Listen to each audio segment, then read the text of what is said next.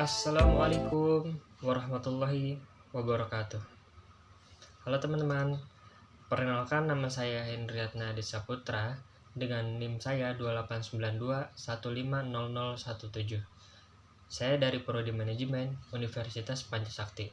Dalam video kali ini, saya mau mempresentasikan materi pada mata kuliah Manajemen Operasional dari dosen pengampu saya yaitu Bapak Sujana. Yang pertama akan kita bahas di dalam video ini yaitu mengenai apa sih manajemen operasional itu, apa sih fungsinya apabila ada manajemen operasional, dan juga kenapa manajemen operasional penting untuk kita pelajari. Nah, daripada lama-lama, mending kita simak video ini teman-teman.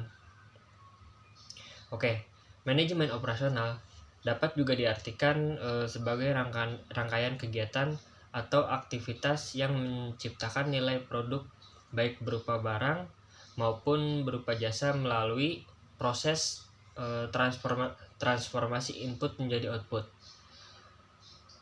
Atau manajemen operasi adalah studi tentang pengambilan keputusan dalam fungsi, sistem operasi dan tanggung jawab untuk memproduksi barang dan juga jasa dalam operasional.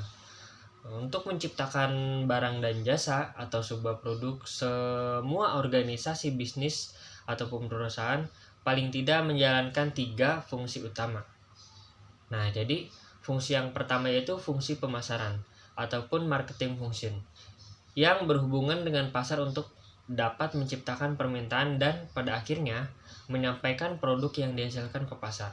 Yang kedua yaitu fungsi keuangan atau finance function yang mengelola berbagai urusan keuangan di dalam perusahaan maupun perusahaan dengan pihak luar perusahaan.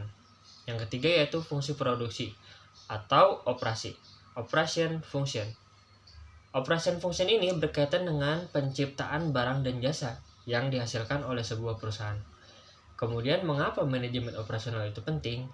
Nah, jadi yang pertama yaitu MO merupakan salah satu fungsi utama yang harus ada di semua jenis organisasi, sehingga apabila akan mengelola organisasi maka mau tidak mau harus mempelajari konsep MO.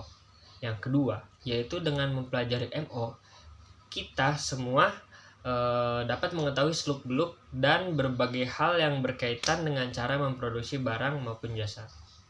Yang ketiga yaitu dengan mempelajari MO kita dapat memahami dan juga mengerti dengan benar apa yang seharusnya dilakukan oleh manajer operasional. Yang keempat, yaitu karena MO merupakan bagian yang paling mahal dalam organisasi sehingga penting sekali untuk dipelajari. Hal ini dapat diartikan efektivitas dan efisiensi MO akan berdampak besar bagi perusahaan. Lalu, apa saja yang dilakukan oleh manajer operasional dan lingkup tanggung jawabnya? Nah, jadi yang dilakukan oleh manajer operasional ini yang pertama yaitu desain barang dan juga jasa. Jadi keputusan ini menyangkut sebagian besar proses transformasi yang akan dilakukan. Dengan kata lain, keputusan operasional berikutnya tergantung pada keputusan desain barang dan jasa. Yang kedua yaitu manajemen kualitas. Kualitas yang diinginkan konsumen harus ditetapkan sehingga aturan maupun prosedur untuk mengenali dan memenuhi kualitas tersebut dapat dilakukan. Yang ketiga yaitu desain proses dan kapasitas. Menentukan proses yang akan digunakan dalam kegiatan operasional dan kapasitas yang akan digunakan merupakan hal penting dalam manajemen operasional karena berkaitan dengan berbagai hal. Yang keempat yaitu strategi lokasi. Lokasi yang dipilih untuk melakukan kegiatan operasional perusahaan baik yang bergerak di bidang sektor barang maupun jasa akan sangat menentukan prestasi perusahaan. Yang kelima yaitu strategi layout. Layout atau tata letak akan berdampak pada efisiensi dan efektivitas kegiatan operasional. Berikutnya yaitu sumber daya manusia dan desain pekerjaan. Karena tenaga merupakan bagian integral dan paling penting dari seluruh input yang digunakan dalam perusahaan, maka keputusan yang berkaitan dengan hal ini adalah sesuatu yang paling penting.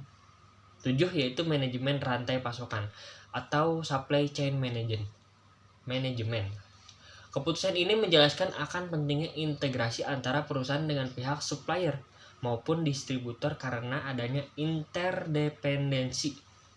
Yang kedelapan itu manajemen persediaan. Keputusan ini penting untuk dipahami karena persediaan yang tepat akan menentukan efisiensi dan efektivitas perusahaan. Yang kesembilan yaitu penjadwalan. Keputusan tentang jadwal operasional merupakan hal kritis yang harus benar-benar dimengerti karena sangat menentukan sekali bagi perusahaan. Yang kesepuluh yaitu pemeliharaan. Keputusan yang dibuat harus dengan sistem yang handal dan stabil. Nah, jadi itulah sedikit informasi yang bisa saya sampaikan pada video kali ini. Mohon maaf apabila ada kesalahan. Terima kasih. Wassalamualaikum warahmatullahi wabarakatuh. Dah.